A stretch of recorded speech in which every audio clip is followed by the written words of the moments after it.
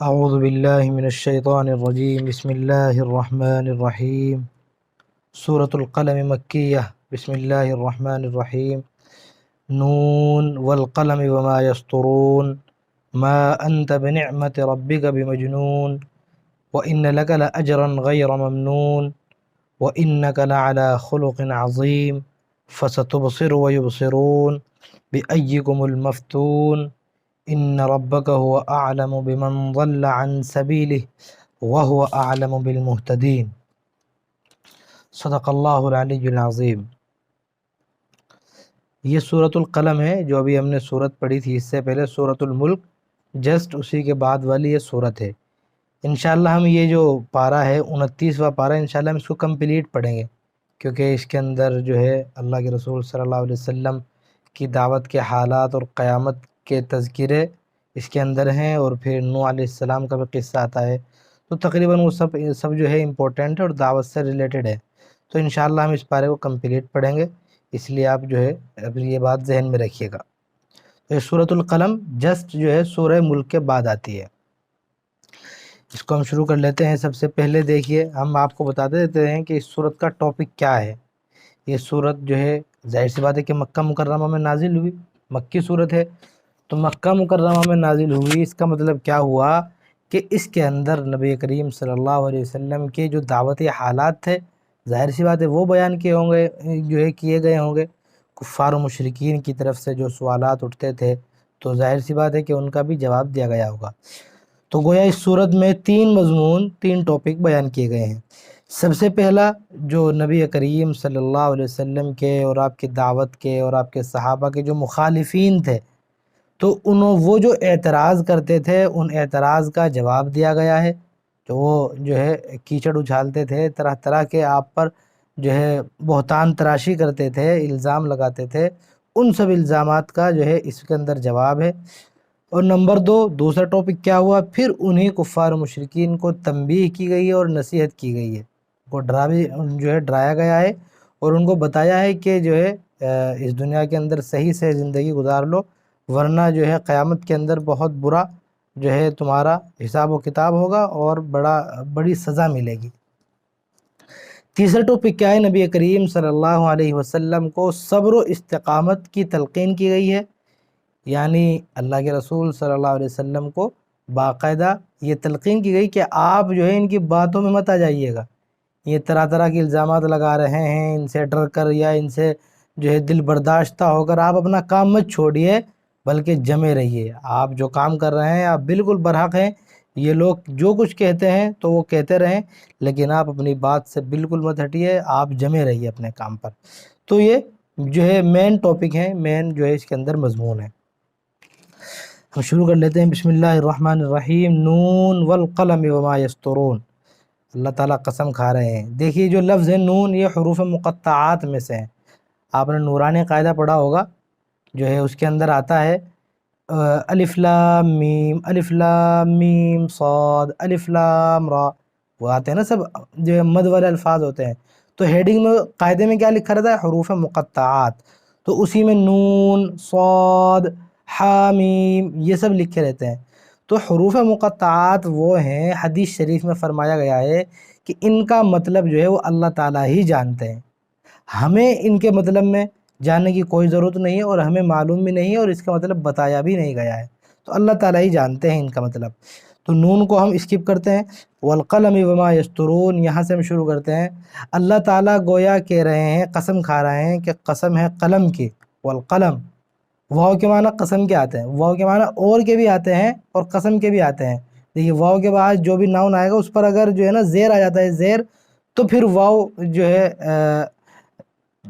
قسم کے معنی میں چینج ہو جاتا ہے۔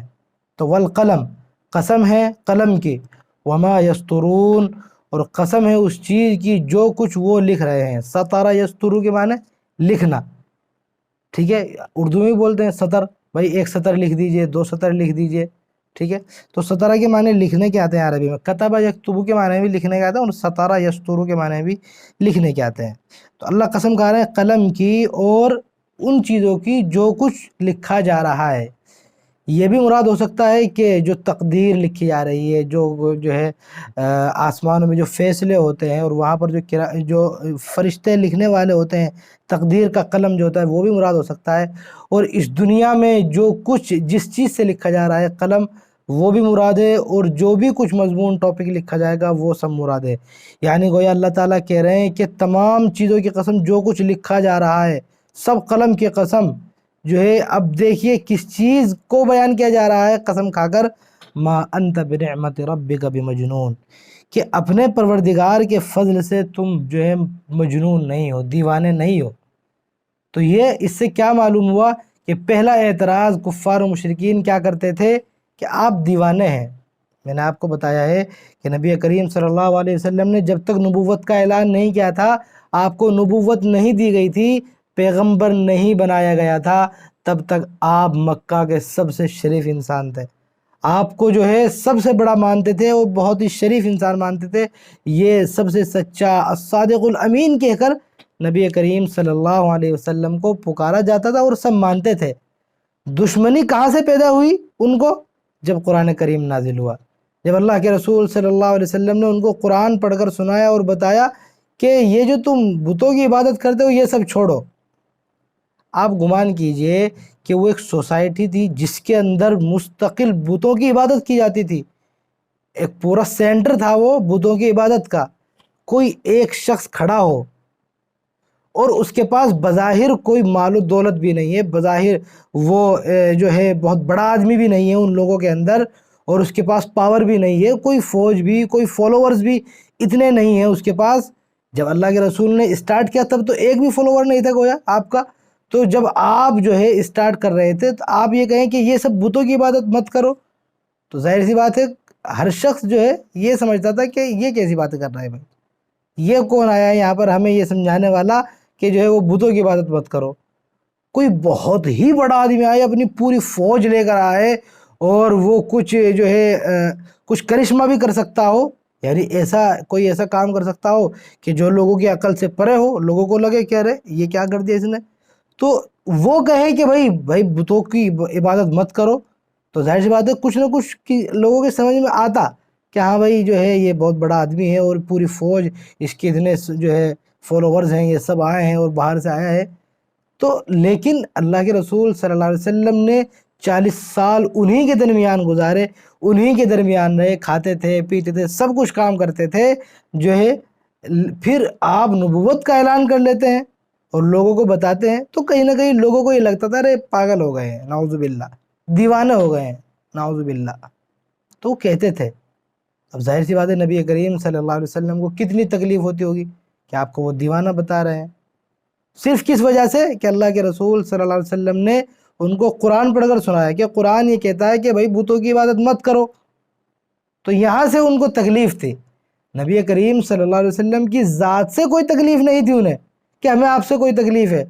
تکلیف کیا تھی کہ جو آپ ہمارے بتوں کو وہ کہتے ہیں نا، یہ برا بھلا کہتے ہیں، وہ بالکل ہمیں پسند نہیں۔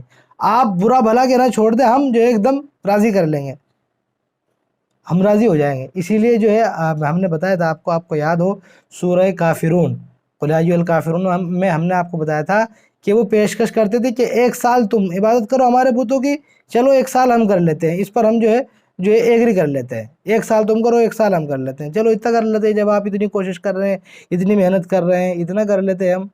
تو کہیں نہ کہیں وہ کمپرومائز کرنے کے لیے کہتے تھے اللہ کے رسول صلی اللہ علیہ وسلم کو اپنے دین کے سلسلے میں کہ آپ کو کمپرومائز تو کرنا ہی پڑے گا، ایسے تو آپ کا یہاں پر جو ہے کام نہیں چلے گا۔ لیکن اللہ تعالیٰ جو ہے چونکہ نبی کریم صلی اللہ علیہ وسلم کے رہنما تھے، قدم قدم پر اللہ تعالیٰ یہ رہنمائی اپنے نبیوں کی کرتے ہیں، تو اللہ تعالیٰ فوراً آیت نازل فرما دیتے تھے کہ ان سے کہہ دو لکم دینکم ولی دین، ٹھیک ہے تمہارے لیے تمہارا دین، میرے لیے میرا دین، اپنا کام کرو، ہم یہ جو ہے ایسا ہم کمپرومائز کرنے والے نہیں ہیں۔ تو وہاں پر بھی فوراً منع کروا دیا۔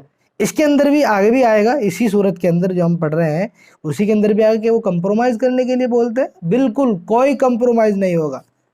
اسلام میں کوئی کمپرومائز نہیں ہے کہ ٹھیک ہے بھائی ہم بھی آپ کے بتوں کی پوجا کریں گے اور آپ بھی جو ہے ہمارے اللہ کی عبادت کر لینا۔ اسلام کیا ہے؟ یا تو اسلام ہے یا کفر ہے، دو چیزیں جمع نہیں ہو سکتی۔ جس طرح آگ بھی ہو اور پانی بھی ہو، کہیں آگ بھی جل رہی ہے اور پھر اس کے اندر پانی بھی آپ کو جو ہے رکھا ہوا دکھائی دے؟ کبھی نہیں ہو سکتا. یا پانی رکھا ہوا ہے اور اس میں آگ جل رہی ہے تو نہیں ہو سکتا. اسی طرح یا تو آدمی مومن ہے یا پھر کافر ہے سیدھا. دو چیزیں ہو سکتی ہے، یا تو مومن ہے یا کافر ہے. بیچ کا ہو ہی نہیں سکتا کہ وہ آدھا مومن ہے آدھا کافر ہے. کیوں؟ کیونکہ ایمان ایک ایسی چیز ہے کہ جس کے اندر تھوڑا سا بھی کفر داخل ہو گیا نا، یعنی آپ اللہ کو بھی مانتے ہیں، رسول اللہ صلی اللہ علیہ وسلم کو بھی مانتے ہیں، سب کتابوں پہ ایمان لاتے ہیں، فرشتوں پہ بھی ایمان لاتے ہیں، لیکن آپ یہ نہیں مانتے کہ وہ قیامت ویامت نہیں آئے گی، وہ آخرت میں حساب کتاب نہیں ہوگا، آخرت جو ہے ایک فضول شے ہے، بیکار چیز ہے، تو کافر ہو گئے سیدھا. تو یہ جو آپ اللہ پر ایمان رکھتے ہیں وہ بھی ختم ہو گیا. کیوں؟ کیونکہ آپ نے ایک چیز نہیں مانی. تو اسلام جو ہے وہ اس کی جو پوری بنیادی چیزیں سب کو ماننا ضروری ہوتا ہے. تو یہ نہیں ہو سکتا کہ ایک آدمی مومن بھی ہو، بھئی میں 70% مومن ہوں اور 30% جو ہے کافر ہوں، ایسا نہیں ہو سکتا. یا تو 100% مومن ہوگا، لیکن یہ کہ مومن کی کوالٹی ہوتی ہے کہ بھائی جو ہے ایک جو ہے اچھی کوالٹی والا ہے، ایک اس سے لو کوالٹی والا ہے. تو کوالٹی ہو سکتی ہیں لیکن 100% یا تو مومن ہوگا یا پھر کافر ہوگا انسان. تو وہی جو ہے کفار و مشرکین کیا کرتے تھے؟ تانے لگاتے تھے نبی کریم صلی اللہ علیہ وسلم کہ یہ تو دیوانے ہیں، یہ سب کہاں سے باتیں لے کے آ جاتے ہیں، مجنون ہیں یہ. ابھی تک تو ہمارے درمیان 40 سال ہو گئے ان کو یہاں رہتے رہتے، اب تک تو انہوں نے کچھ نہیں کہا، اب ان کو کیا ہو گیا ہے؟ تو وہ اس طرح کے تھے. تو اللہ تعالیٰ اس کی جو ہے نفی کر رہے ہیں، ان کو بتا رہے ہیں کہ ایسا کچھ نہیں ہے. ما انت بنعمت ربک بمجنون، کہ آپ اپنے رب کے فضل سے جو ہے دیوانے نہیں ہیں.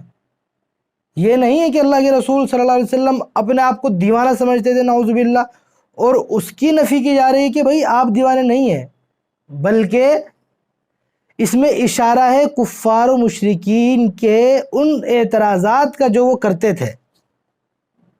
ان سے کہا جا رہا ہے کہ بھئی آپ سمجھو الفاظ کیا ہے کہ آپ اپنے رب کے فضل سے دیوانے نہیں ہیں. اور کہا کن سے جا رہا ہے؟ کفار و مشرکین کو گویا بتایا جا رہا ہے. وَإِنَّ لَكَ لَأَجْرًا غَيْرَ مَمْنُونَ. دیکھیے ایک آیت اللہ نے کہی ہے کہ آپ دیوانے نہیں ہیں، آگے پھر بتایا کہ جو آپ تکلیف برداشت کر رہے ہیں نا، جو یہ کفار و مشرکین آپ کو تانے دے رہے ہیں، آپ کو طرح طرح کی تکلیف ہوتی ہے یا تکلیفیں پہنچاتے ہیں، یہ سب کا آپ کو اجر ملے گا. وَإِنَّ لَكَ لَأَجْرًا، اور بے شک تمہارے لیے ایک ایسا اجر ہے، ثواب ہے، غیر ممنون، جو ختم نہیں ہونے والا ہے. انلیمیٹڈ اجر ہے گویا. اب ظاہر سی بات ہے انلیمیٹڈ اجر کتنا ہوگا آپ جو ہے نہیں اندازہ لگا سکتے، ختم نہیں ہونے والا ہے. تو اتنا ثواب اللہ تعالیٰ نبی کریم صلی اللہ علیہ وسلم کو عطا فرمائیں گے، صرف کس لیے کہ آپ جو ہے کفار و مشرکین کی باتوں کو سہتے تھے، اور وہ جو اعتراضات کرتے تھے اس سے جو تکلیف ہوتی تھی، وہ تکلیف اللہ کے رسول صلی اللہ علیہ وسلم صرف اور صرف حق کے لیے برداشت کرتے تھے. ورنہ کوئی انسان نہیں چاہتا کہ مجھے کوئی کچھ کہے. آپ کو کوئی بیوقوف اور دیوانہ کہہ دے تو آپ اس پر جو ہے چڑھ جائیں گے، اور انسان کو غیرت بھی آ جانی چاہیے کہ وہ ہمیں کیوں کہہ رہا ہے. لیکن اگر دین کی خاطر ہمیں کہا جا رہا ہے، کسی دین کے لیے کوئی پاگل کہیں تو آپ کہیے کہ ہاں ٹھیک ہے میں پاگل ہوں لیکن اپنے کام کے لیے. اچیومنٹ بولتے ہیں کہ میں اچیومنٹ کے لیے پاگل ہوں. کیا اچیومنٹ کرنا ہے مجھے اپنی لائف میں؟ مجھے لوگوں کو جو ہے اللہ کے رسول صلی اللہ علیہ وسلم کا اور اللہ کا پیغام پہنچانا ہے، اس کے لیے میں پاگل ہوں. سمجھ گئے؟ پاگل کا لفظ دیکھیے پہلے جو ہے پاگل ہی کے لیے بولا جاتا تھا، لیکن آج کل جو موٹیویشنل اسپیکر ہوتے ہیں وہ یہی ورڈ یوز کرتے ہیں کہ پاگل ہو جائیے، اپنے جو ہے اپنے جو ڈریمز ہیں ان کو پورا کرنے کے لیے پاگل ہو جائیے آپ. تو پاگل جو ہے اب وہ اچھے اس میں بھی یوز ہو رہا ہے آج کل، کہ اپنے کام کے لیے پاگل، جو اپنے گول اچیو کرنے کے لیے انسان کو پاگل ہونا ضروری ہے. اب پاگل کا مطلب یہ نہیں کہ اس کا دماغ ہی جو ہے خراب ہو جائے، مطلب پاگل کا مطلب خوب لگن ہو جائے. لیکن یہاں پر جو اللہ کے رسول صلی اللہ علیہ وسلم کو کہا جاتا تھا وہ اسی کے لیے کہا جاتا تھا کہ نعوذ باللہ آپ دیوانے ہیں. تو دو باتیں کہی اللہ تعالیٰ نے. کیا کہی؟ کہ آپ اپنے رب کے فضل سے دیوانے نہیں ہیں اور آپ کے لیے انلیمیٹڈ اجر ہے. تیسری بات دیکھیں، وَإِنَّكَ لَعَلَىٰ خُلُقٍ عَظِيمٍ. دیکھیں یہ آیت بہت امپورٹنٹ ہے، بہت ہی زیادہ امپورٹنٹ، اور یہ ایک ایسی آیت ہے کہ جس سے ہمیں بہت کچھ سیکھنے کی ضرورت ہے. نبی کریم صلی اللہ علیہ وسلم کو کیا کہا جا رہا ہے؟ انک لعلی خلق عظیم، بے شک آپ اعلیٰ یعنی اعلیٰ اخلاق پر آپ فائز ہو، یعنی اچھے اخلاق کا، اخلاق جانتے ہیں یعنی انسان کا جو اندر کا نیچر ہوتا ہے اخلاق، کہ اخلاق کا جو سب سے ہائی لیول ہو سکتا ہے اس ہائی لیول پر آپ ہیں، آپ سے آگے کوئی نہیں آئے جو ہے اخلاق میں۔ آپ کو معلوم ہونا چاہیے کہ حضرت عائشہ رضی اللہ عنہا سے پوچھا گیا، صحابہ نے پوچھا کہ وہ آپ صلی اللہ علیہ وسلم کے اخلاق کیسے تھے، بتائیے آپ کے اخلاق کے بارے میں بتائیے۔ تو حضرت عائشہ رضی اللہ عنہا نے فرمایا کہ آپ کو معلوم نہیں ہے کہ آپ قرآن نہیں پڑھتے، قرآن وغیرہ نہیں پڑھتے؟ تو صحابہ نے کہا جی ہاں پڑھتے ہیں۔ تو فرمایا کانا خلقہ القرآن، کہ آپ کے اخلاق تو قرآن ہی تھے، یعنی آپ گویا خود قرآن تھے۔ تو جو بھی اخلاق قرآن کریم کے اندر بیان کیے گئے ہیں، نبی کریم صلی اللہ علیہ وسلم اس کا ایک نمونہ ہے۔ مثال کے طور پر آپ بالکل مثال سے سمجھیے کہ جیسے کوئی بھی کمپنی ہوتی ہے، وہ کوئی بھی اپنا پروڈکٹ بناتی ہے تو ظاہر سی بات ہے اس پروڈکٹ کا ریویو کرتی ہے، ہر ایک پروڈکٹ کا، گاڑی کا جو ہے، موٹر سائیکل کا، موبائلوں کا ریویو ہوتا ہے۔ تو اس ریویو کی باقاعدہ، وہ ریویو باقاعدہ ان کی سائٹ پر یا ان کے یوٹیوب چینل پر اپلوڈ کیا جاتا ہے وہ ریویو۔ تو انسان جو ہے دیکھتا ہے کہ اچھا اس پروڈکٹ کو ہمیں دیکھنا ہے کہ یہ کیسا ہے، تو ظاہر سی بات ہے انسان اس کے جو آفیشیل جو چینل ہوتا ہے کمپنی کا وہاں پر جائے گا اور وہاں سے وہ دیکھتا ہے۔ اسی طرح قرآن کریم کیا ہے، اس کے اندر کیا بیان کیا گیا ہے، اس کا ہمیں ریویو دیکھنا ہو تو ہم کسے دیکھیں گے؟ نبی کریم صلی اللہ علیہ وسلم کو۔ گویا آپ ایک ویڈیو ہیں تمام لوگوں کے لیے۔ یوٹیوب تو اب ایجاد ہوا ہے، اب جانتے ہیں جو ہے، اور اب بھی دیکھیے کوئی بھی بڑی شخصیت ہو، کوئی بھی ایکٹر ہو، یا کیونکہ ایکٹر کو ہی لوگ زیادہ تر دیکھتے ہیں، ہمارا جو ہے افسوس حال ایسا ہو گیا، انہیں کو زیادہ لوگ جانتے ہیں، اسی لیے میں اس کی مثال دے رہا ہوں کہ ایکٹر کے بارے میں جو ہے ہزاروں لاکھوں لوگ جانتے ہیں، کروڑوں لوگ جانتے ہیں کہ فلاں کے جو ہے فلاں کی شوٹنگ وہاں ہوئی، یا اس نے وہاں شوٹنگ کی تھی، وغیرہ وغیرہ، بہت ساری تفصیلات انسان کسی ایکٹر کے بارے میں بتا سکتا ہے۔ آپ 1 گھنٹے کی تقریر جو ہے کرا لیجیے کسی بھی ایکٹر پر، تو جو ہے بہت سارے انسان بتا دیں گے۔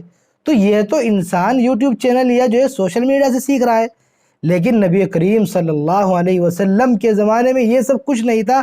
آج بھی دیکھیں کروڑوں اربوں لوگ جو ہے نبی کریم صلی اللہ علیہ وسلم کی زندگی پر گھنٹوں نہیں بلکہ مہینوں، پوری زندگی لگا دیتے ہیں بیان کرنے پر نبی کریم صلی اللہ علیہ وسلم کے اخلاق۔ یہ سب جانکاری دیکھیے کہاں سے مل رہی ہے، یہ سب اللہ تعالیٰ کا فضل ہے۔ یہ ایک گویا ایک میجک ہے، گویا اللہ تعالیٰ نے پورے امت کو اور تمام لوگوں تک نبی کریم صلی اللہ علیہ وسلم کے ذکر کو بلند کیا۔ وَرَفَعْنَا لَكَ ذِكْرَكَ، ہم نے آپ کے ذکر کو بلند کر دیا۔ کس طرح بلند کر دیا آپ دیکھ سکتے ہیں۔ تو نبی کریم صلی اللہ علیہ وسلم گویا قرآن کریم جو ہے اس کا ریویو ہے۔ نبی کریم صلی اللہ علیہ وسلم جو ہے وہی قرآن ہے، قرآن کریم جو ہے وہی نبی کریم صلی اللہ علیہ وسلم ہے۔ افسوس یہ ہے کہ ہمارا حال کیا ہے کہ کوئی ہم سے اسلام کے بارے میں پوچھے کہ بھائی آپ اپنے اسلام کے بارے میں بتائیے، تو ہم یہ نہیں کہہ سکتے کہ آپ ہمیں دیکھ لیجئے نا، آپ ہمیں دیکھ لیجئے، ہم جو ہے وہی اسلام ہے، نہیں کہہ سکتا ہم۔ کیوں؟ کیونکہ ہمارے جو اعمال ہیں وہ کہیں نہ کہیں اس میں کچھ نہ کچھ پوائنٹ جو ہے ویک پوائنٹ ہے، جو اسلام کے خلاف چلے جاتے ہیں۔ ہونا کیا چاہیے کہ انسان کو ریویو ہونا چاہیے، خود جو ہے وہ ایک ویڈیو اسلام کی، قرآن کی ایک ویڈیو، کہ اچھا آپ قرآن سمجھنا چاہتے ہیں، آپ اسلام سمجھنا چاہتے ہیں، آپ ہمیں دیکھ لیجئے اسلام سمجھنا چاہتے ہیں۔ ہم جو ہے آج تک کسی کو ہم نے کوئی تکلیف نہیں پہنچائی، ہم تمام لوگوں کا حق ادا کرتے ہیں، ہم اللہ تعالیٰ کی عبادت کرتے ہیں، اس کے ساتھ کسی کو شریک نہیں کرتے۔ نبی کریم صلی اللہ علیہ وسلم نے جتنے کام بتلائے ہیں ہم سب کرتے ہیں، ہمیں دیکھ لیجئے، یہ ہے اسلام، پیور اسلام۔ نمائندگی، اس کو کیا بولتے ہیں ہم؟ نمائندگی کرنا، اسلام کی صحیح نمائندگی کریں ہم، لوگوں کو یہ معلوم ہو کہ اچھا مسلمان جو ہوتا ہے اسلام بھی ویسا ہی ہوتا ہے۔ افسوس کیا ہے، ہم کسی کو بتائیں کہ یار آپ ہمیں مت دیکھیے، آپ ہمیں مت دیکھیے، ہم تو بہت برے ہیں اور جو ہے ہمارے اندر تو بہت خامیاں ہیں۔ اصل اسلام کیا ہے؟ اصل اسلام اس چیز کا حکم دیتا ہے کہ وہ سود کی اجازت نہیں دیتا، وہ جو ہے تمام حرام کاموں پر پابندی لگاتا ہے۔ تو اسلام کو اگر آپ سمجھنا ہے تو آپ جو ہے نا قرآن پڑھ لیجئے، آپ قرآن کا ترجمہ پڑھ لیجئے یا آپ کتاب پڑھ لیجئے، تو کتاب کی طرف ہم اسے موڑ دیتے ہیں۔ یہ ہمارا حال ہے۔ ہونا کیا چاہیے کہ ہم اس کو بتائیں کہ بھئی فلاں شخص کو جو ہے دیکھ لیجئے، یا کوئی شخصیت ہو، کسی شخصیت کا ہم حوالہ دیں کہ فلاں شخصیت کو دیکھ لیجئے، وہ بالکل ایسی اسلام کا ایک نمونہ ہے گویا، صحیح اسلام کو پریزنٹ کرتے ہیں، وہ لائف سے پتہ چل جاتا ہے۔ تو کوشش کرنی چاہیے کہ سامنے والا ہمیں دیکھے تو اسے معلوم ہو، او ہو اسلام اتنا اچھا مذہب ہے، اتنے اچھے اخلاق سکھاتا ہے۔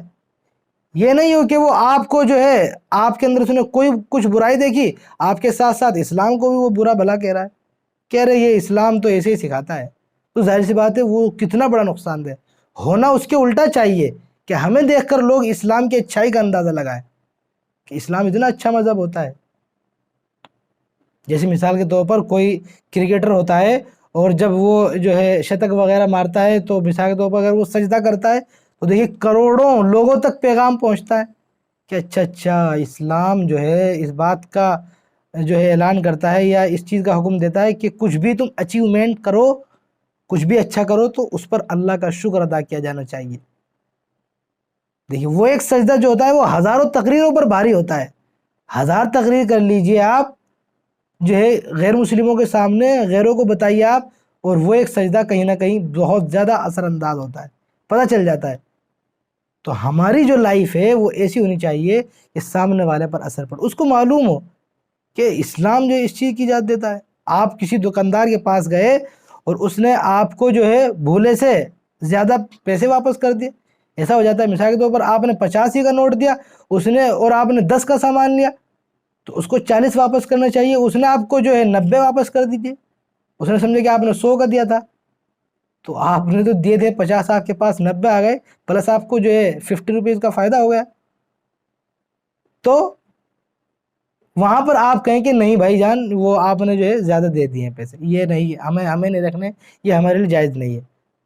تو مومن اگر ہے، اگر سامنے والا مسلم ہے، ظاہر سی بات ہے وہ اس کو بہت ہی زیادہ امپورٹنٹ نہیں سمجھے گا کہ یہ بہت ہی اچھا کام کیا ہے اس نے، لیکن غیر مسلم اگر ہوگا تو وہ آپ کے اخلاق سے بہت متاثر ہوگا۔ یہ میں نے مثال دی ہے آپ کو خالی، یا آپ کو کہیں کچھ مل جائے، پڑا ہوا پرس مل جائے یا کسی کا موبائل وغیرہ مل جائے تو آپ باقاعدہ اس کو وہاں تک پہنچائیں، اس میں جو ایڈریس وغیرہ ہو یا جو بھی جو ہے ذریعہ ہو سکتا ہو آپ وہاں تک پہنچائیں، اس ٹائپ کے اخلاق پیش کریں۔ یا جو ہے انسان مارکیٹ میں جاتا رہتا ہے اور جو ہے بہت ہارن کی جو ہے آپ کو کہہ رہا ہے کہ ہٹیے ہٹیے، تو آپ جو ہے بہت اچھے انداز میں کہیے کسی سے کہ جی آپ تشریف لائیے، تو آپ یہ کہیں گے جو ہے مارکیٹ میں کسی سے جی آپ پہلے تشریف لے جائیے، تو ایک بار کو وہ سوچے گا کہ کتنے اچھے انداز میں کہا ہے اس نے۔ تو کہیں نہ کہیں ہمیں حسن اخلاق، اچھے اخلاق کا مظاہرہ کرنا چاہیے۔ انسان کو بہت ہی سافٹ ہونا چاہیے، یونک ایک دم، اس کے بول میں بھی جو ہے مٹھاس ہو، بات کرے تو لگے کہ جو ہے بہت ہی اچھا بولتا ہے، میٹھا بولتا ہے۔ تو حسن اخلاق کے، اچھے اخلاق کی بہت ہی اہمیت قرآن و حدیث کے اندر آئی ہے۔ تو کچھ حدیث ہے آپ کو پڑھ کر سنا دیتا ہوں۔ نبی کریم صلی اللہ علیہ وسلم نے فرمایا بعثت لأتمم مکارم الاخلاق، فرمایا نبی کریم صلی اللہ علیہ وسلم نے کہ مجھے اس لیے بھیجا گیا ہے تاکہ میں اچھے اخلاق کو کمپلیٹ کر دوں، یعنی اخلاق کی جو لاسٹ اسٹیج ہے، اچھے اخلاق کی جو لاسٹ اسٹیج ہے وہ نبی کریم صلی اللہ علیہ وسلم پر آ کر فنش ہو جاتی ہے، بس لاسٹ اسٹیج، اس سے آگے کوئی اسٹیج نہیں ہے، یعنی اللہ کے رسول صلی اللہ علیہ وسلم سے بڑا کوئی اخلاق والا نہیں ہو سکتا، یہ مطلب ہے۔ تو لاسٹ اسٹیج کیا ہے اخلاق کی؟ نبی کریم صلی اللہ علیہ وسلم۔ کوئی انسان یہ چاہے کہ میں اللہ کے رسول سے آگے نکل گیا تو ایسا نہیں ہو سکتا، تو اللہ کے رسول صلی اللہ علیہ وسلم نے یہ فرمایا تھا۔ اسی طرح حضرت انس رضی اللہ عنہ کی روایت ہے، حضرت انس جو ہے 10 سال آپ کی خدمت میں رہے، نبی کریم صلی اللہ علیہ وسلم، بچے آ گئے تھے ان کی جو ہے ممی نے ان کو چھوڑ دیا تھا نبی کریم صلی اللہ علیہ وسلم کے پاس کہ جو ہے یہ آپ کی خدمت میں رہیں گے، تو اللہ کے رسول صلی اللہ علیہ وسلم نے حضرت انس کو اپنی خدمت میں رکھ لیا تھا، 10 سال تک خدمت کی۔ تو حضرت انس فرماتے ہیں کہ 10 سال کی مدت میں ہمیں جو ہے اللہ کے رسول صلی اللہ علیہ وسلم نے کبھی یہ نہیں کہا کہ تم نے یہ کام کیوں کر دیا، جو کام نہیں کرنا چاہیے تھا اگر میں نے وہ کر دیا تو اس پہ یہ نہیں کہا کہ یہ کام کیوں کیا، اور جو کام کرنا تھا وہ نہیں کیا تو اس پر کبھی یہ نہیں کہا کہ تم نے یہ کیوں نہیں کیا کام، تو کبھی نہیں ٹوکا مجھے، بلکہ جو ہے کچھ نہیں کہا اللہ کے رسول صلی اللہ علیہ وسلم نے۔ روایت میں یہ بھی ہے کہ وہ کچھ لینے کے لیے بھیجا حضرت انس رضی اللہ عنہ کو، تو وہ چلے گئے اللہ کے رسول صلی اللہ علیہ وسلم کے پاس سے، اور جا کر باہر جو ہے وہ بچے کھیل رہے تھے، چونکہ بچے تھے، بچے جو ہے بچپنے میں ہی آ گئے تھے خدمت میں، وہ بچے کھیل رہے تھے، وہاں پر جا کر دیکھنے لگے، ان کے ساتھ جو ہے وہ میچ دیکھنے لگے گویا، یا ان کا کھیل دیکھنے لگے کیسے کھیلنے، بچے ہوتے ہیں کہ وہ جو ہے بچے جہاں دکھتے ہیں تو ان کو دیکھنے لگتے ہیں۔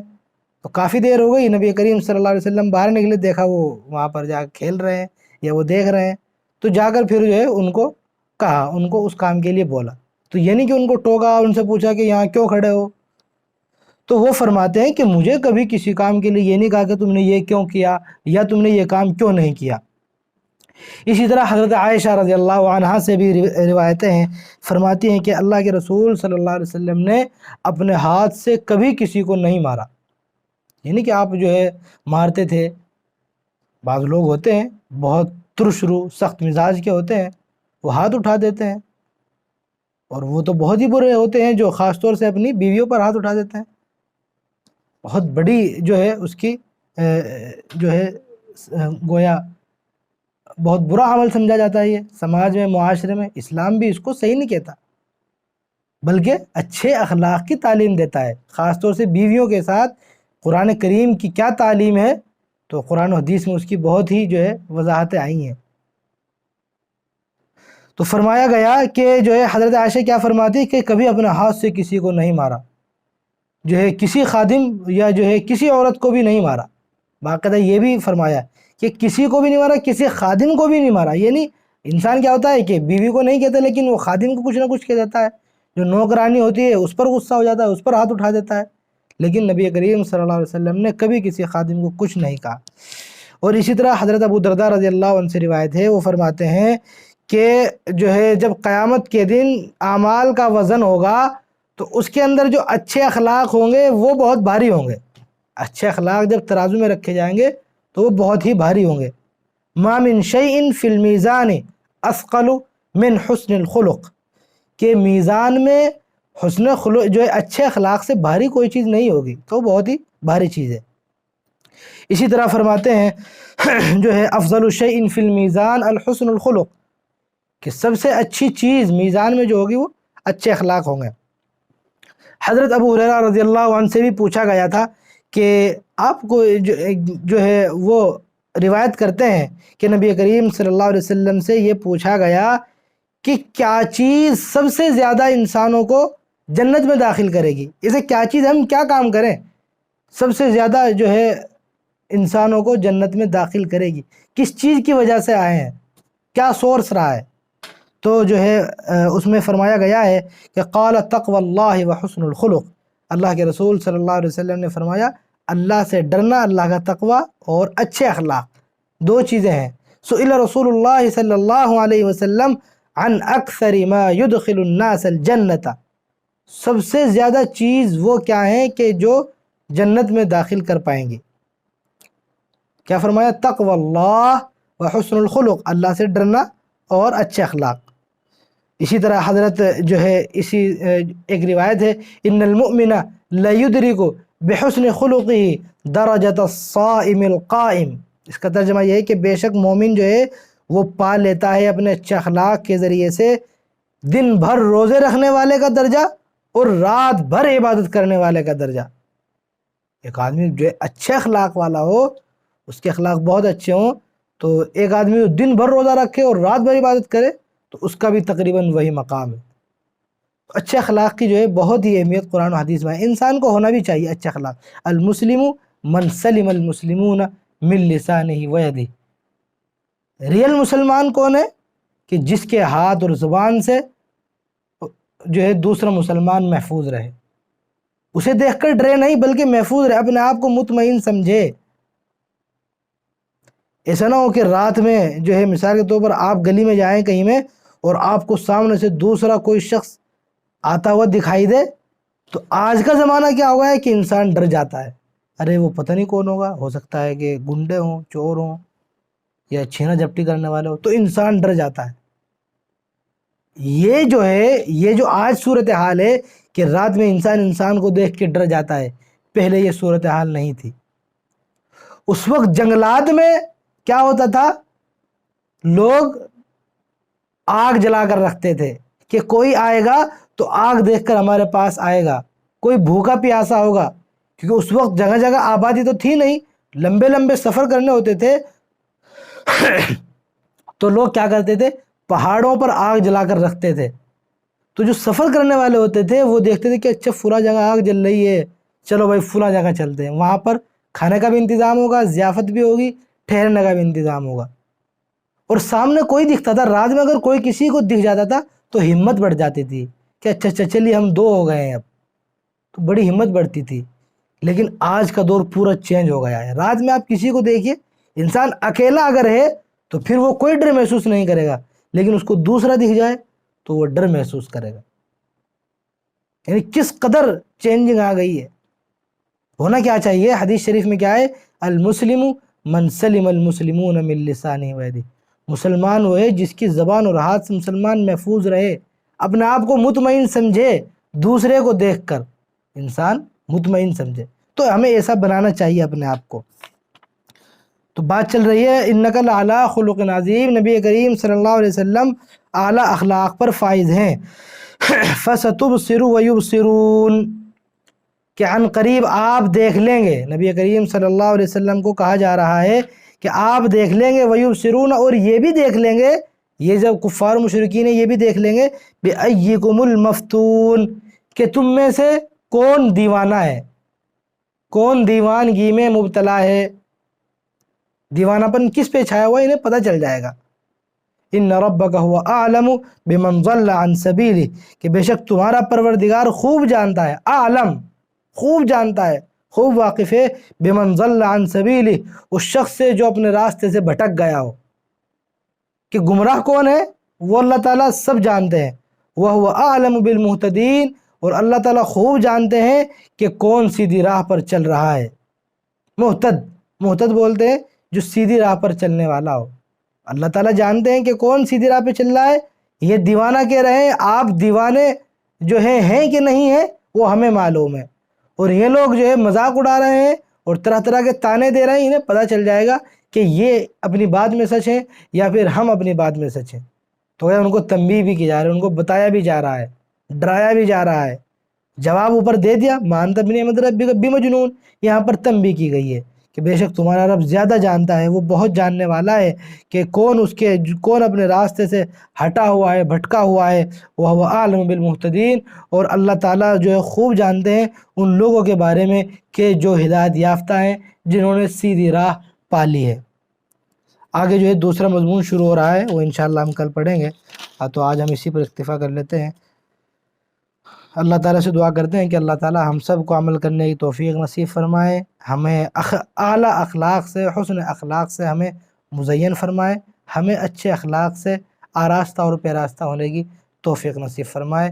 وآخر دعوانا ان الحمد للہ رب العالمین۔